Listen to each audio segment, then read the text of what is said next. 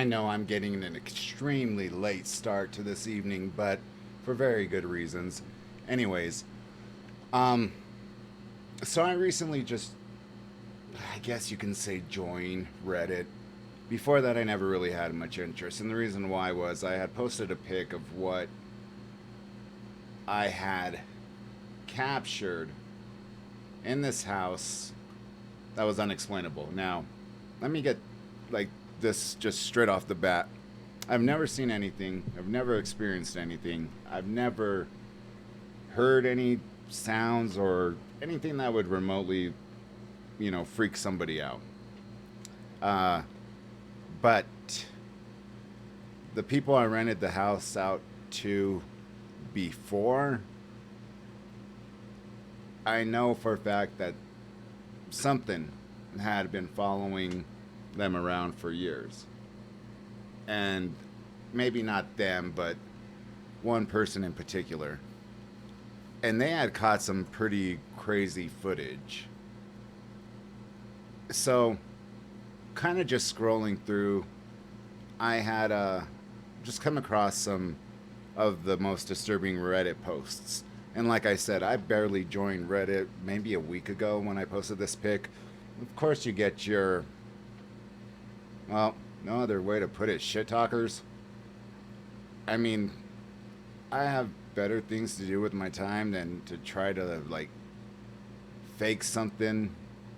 And believe me, I don't do CGI stuff, I do video editing.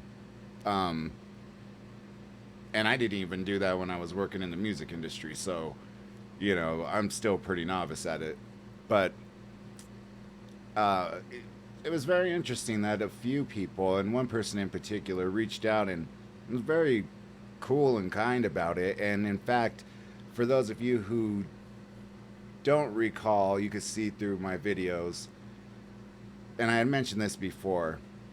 I had my very first YouTube page shut down. Well, it got taken down. Like, I had a crap load of copyright strikes because I would just mainly focus on music, and I'd find ways to get around it, which you can do, but I'm not going to say how because I don't want this one to get taken down. It's building up very slowly as opposed to what I had it before.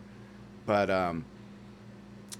when I had posted this on Reddit because I didn't know where else to post it, and the majority of my subscribers so far have not shown very much interest, but I did get some views on the story that I told about my former best friend and what we experienced at his house, and that's what it didn't have anything to do with that, but it had the topic was about that, and that is something strange, unexplainable, paranormal. And I had asked, I said, hey, if there's anyone interested in wanting to know more about what had happened that night, what, a firsthand experience, I'll tell the story. And I still remember the guy's name. His name is Damien. He's like, man, I'd love to hear the story.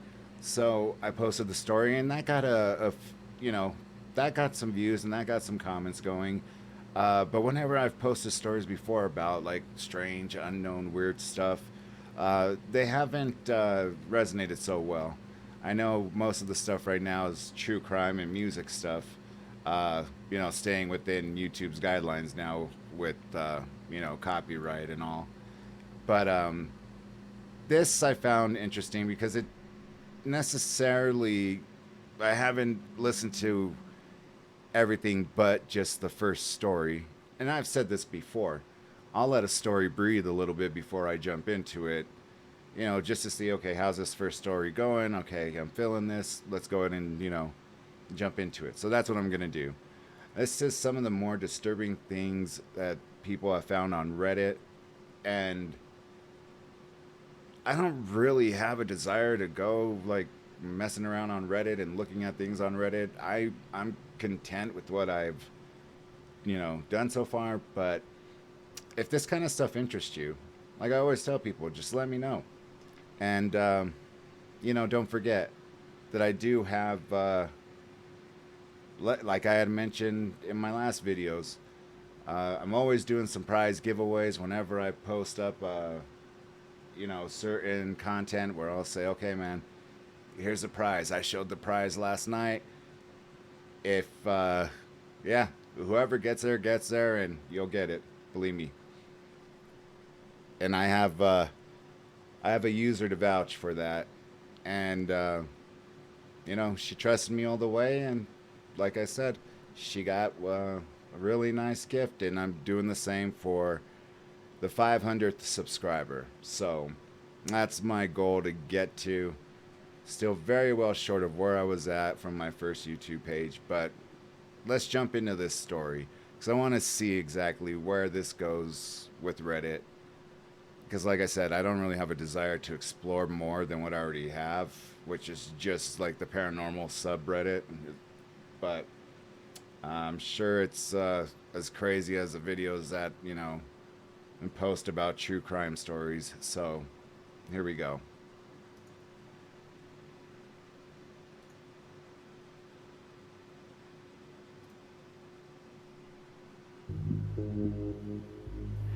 The first case that we're going to be looking into dates back to a 7-year-old Reddit comment on r/AskReddit. A user asked the question, to those who accidentally killed someone, what went wrong? The post had over 10,000 comments on it, most of which were stories of users that /heavily injured somebody from common situations like car accidents. But there was one post in particular that stood out. A user who admitted to likely killing a mentally handicapped child when he was younger. Although the post has been removed by admins, one user named AD33DVF9 managed to grab the original post. This still haunts me to this day. As kids, we had a hideout in this dirt cliff/cove. The best approximation I can find on Google, only 3 times taller and probably 10 times as wide.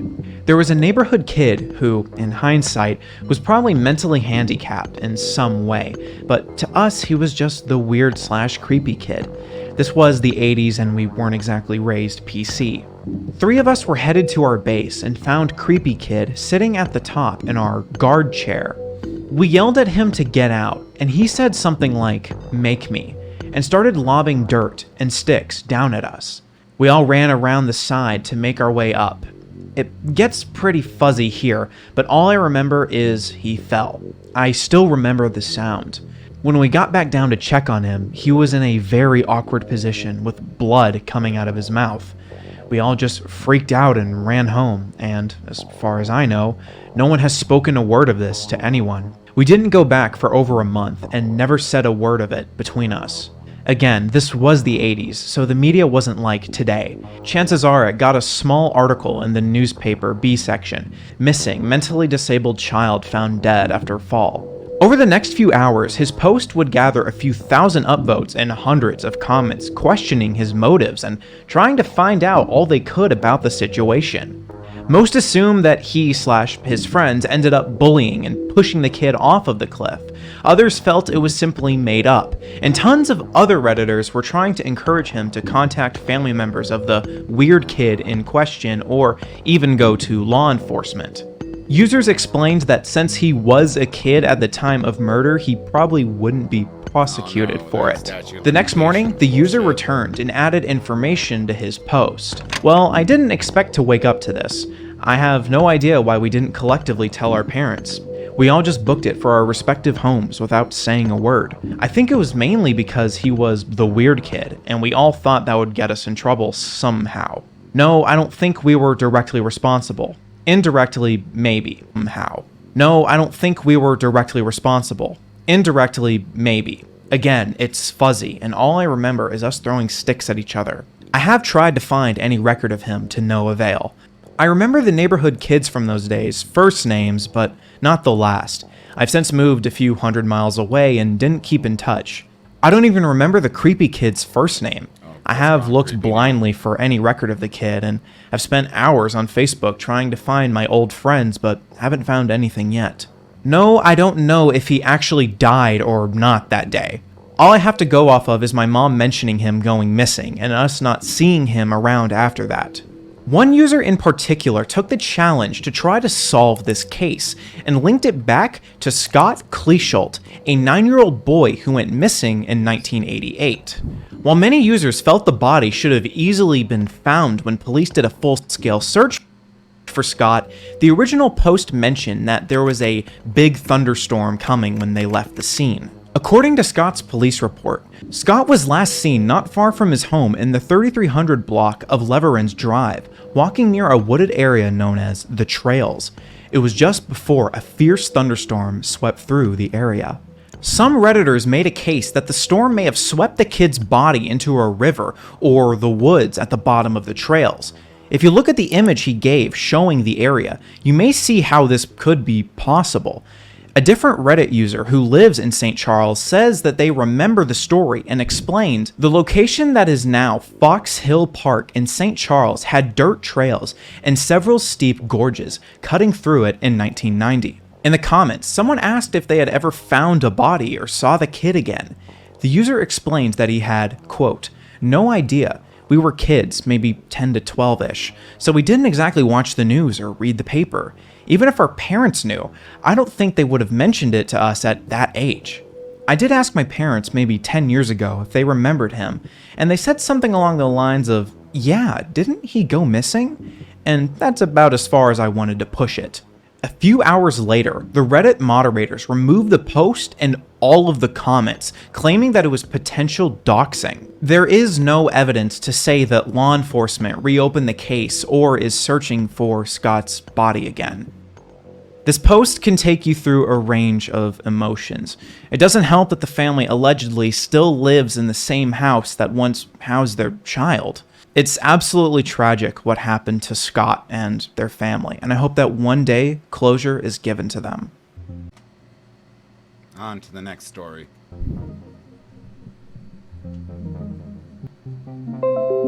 The second story that we'll look into is that of Daniel Vincent Kelly, a neighbor who may have lost his mind. In November of 2022, a user named The Digital Weeb posted a story to the popular subreddit r/letsnotmeet about a man who he'd call a possibly deranged man with a camera stalked and filmed me and my friend's family, threatening us and doing creepy things at night. The user details a story that dates back to at least 2015, according to the video, which we'll get to in a minute. The user, named Charlie, often slept at his friend Billy and his brother Jack's house over the weekend. He explains that there was a reclusive neighbor who lived a little up the hill from them. You know, one of those neighbors who always have a problem and everything is just awful and they're shouting at kids and stuff, that type. Well, Charlie and his friends would avoid this grumpy man as much as possible, but things started getting particularly weird on one of the nights, and it only just got worse from there. As Charlie explains in his post, "One night, I heard creaking on their balcony outside while I was sleeping in the living room. The living room had 3 large windows facing the balcony next to the street, and the door to the left.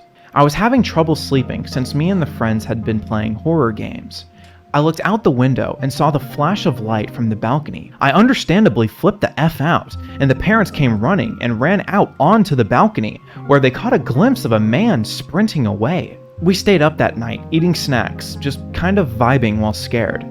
They couldn't automatically assume that this was the neighbor, but over the next few weeks, it was clear that it was the grumpy neighbor who was in Billy's yard that night. The next weekend I was there, a man showed up at the door with a camera recording us without us knowing for a few minutes. The father went out there and started yelling at him as he followed him up the road, and the police were called. Charlie would later find out that the neighbor's name was Daniel Vincent Kelly, as you may have guessed at this point. This incident in particular was recorded by Daniel and uploaded to YouTube. In the video, you see Daniel walk up to the house, shouting between Billy's father and Daniel, and almost everything from Daniel's perspective. "And then I'll see you in court." For what? "Oh, you don't remember that your dog came out here and attacked my dog a minute ago?" According to Daniel's video, one of Billy's dogs ran out and attacked Daniel's dogs on the street. This is why Daniel was at the house and freaking out about the whole situation. So, after Daniel's dog was attacked, which I can't find evidence to say if that actually happened or not, Daniel called the cops to complain. As you may see in the video, he starts off by shouting at the person on the other line and refusing to cooperate. Right, and I told you, it's immaterial. It doesn't matter where I'm standing.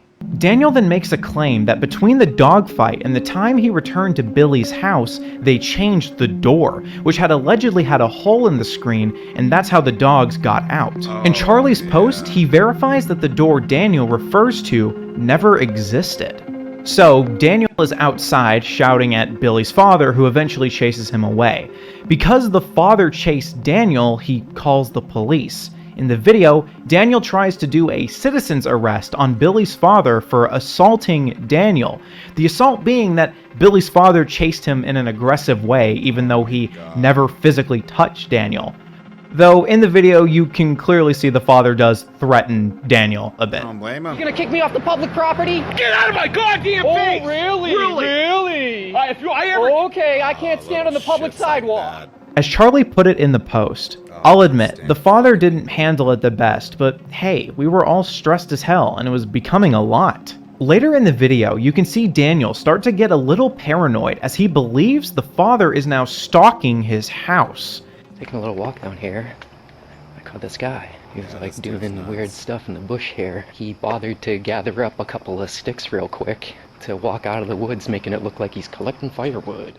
That's where the video stops, but according to Charlie, Daniel kept obsessing over the family, and each weekend, the kids would notice the stalker vibes from Daniel. The next weekend, we saw Daniel Vincent Kelly down in the far distance in a large parking lot we could see nearby a lake. He was riding his bike, shirtless, in circles under a large spotlight, sometimes looking up at the house. We were understandably horrified, and the man was clearly mentally ill. He vanished from the spotlight, and for the remainder of the night, we were holed up by the windows with weapons in case he tried to record us or break in. The next weekend, we woke up in the night to a loud noise. We found his bike sitting up against the edge of the house, on the property. We grabbed weapons and kept an eye out that night and contacted authorities again. They found Daniel Vincent Kelly and informed us of a YouTube channel he had. Kelly's YouTube channel has been around since early 2007, with random videos here and there. The video we showed above is allegedly one of the many videos where Kelly recorded Charlie, Billy, and Jack. He posed a massive issue for Billy's family.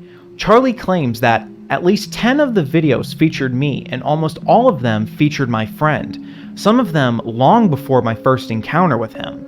Some of them even had Daniel uttering threats, which was terrifying. Charlie claims that the other videos were taken down or deleted due to legal troubles with being non-consensually filmed.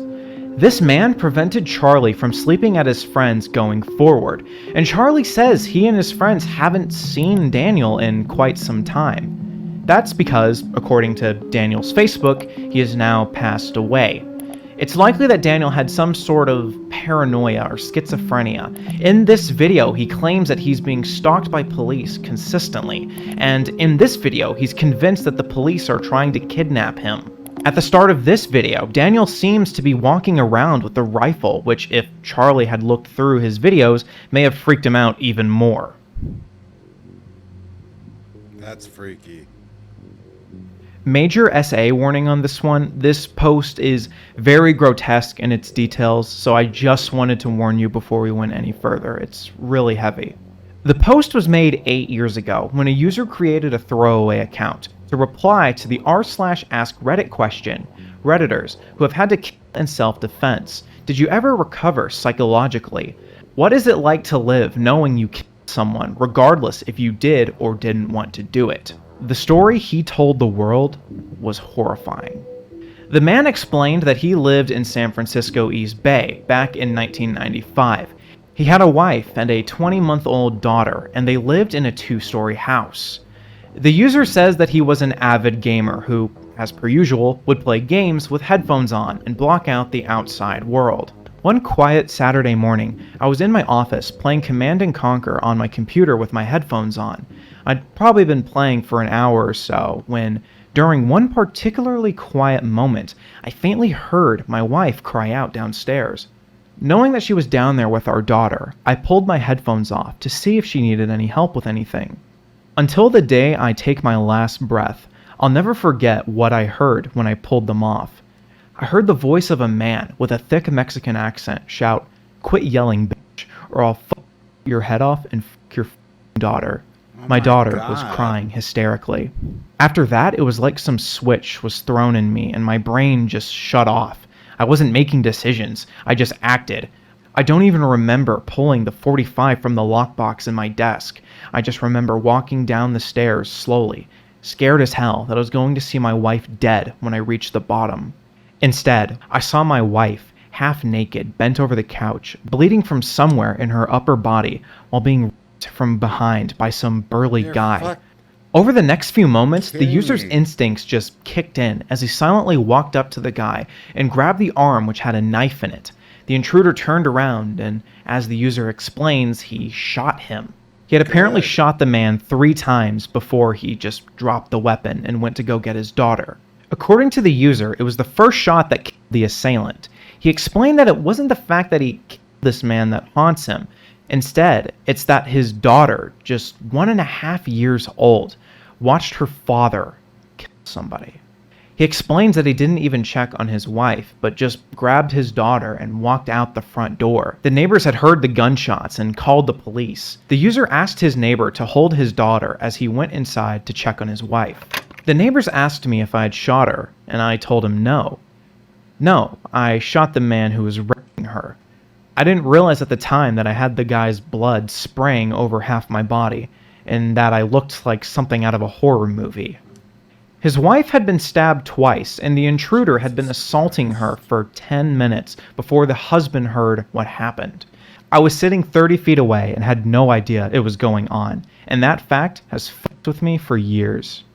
The intruder was a man who had already been convicted of 2 similar cases, one of which was on a 9-year-old girl. The DA explains that they weren't too happy with the circumstances, as the intruder hadn't attacked him specifically. Therefore, it was more of an execution rather than a defense when the husband shot him. As you'd imagine, wearing headphones became a trigger for him. Even after years of counseling, over-ear and noise-canceling headphones give him panic attacks. In the comments, the user explained that his wife never blamed him for anything that happened that day, but he blamed himself. He had felt like a total failure as a father and as a husband for a very long time, and I can't imagine what it must be like to go through something like this. It's one thing to have killed somebody, but to know your family is in desperate need of your help while you were just oblivious in the next room is a haunting thought. If it was on purpose, come on. The Reddit posts that we dove into today were nothing short of horrific.